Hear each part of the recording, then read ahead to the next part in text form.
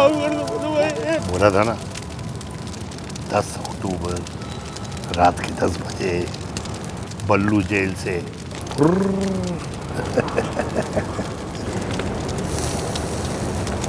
नायक नहीं खलनायक हूँ मैं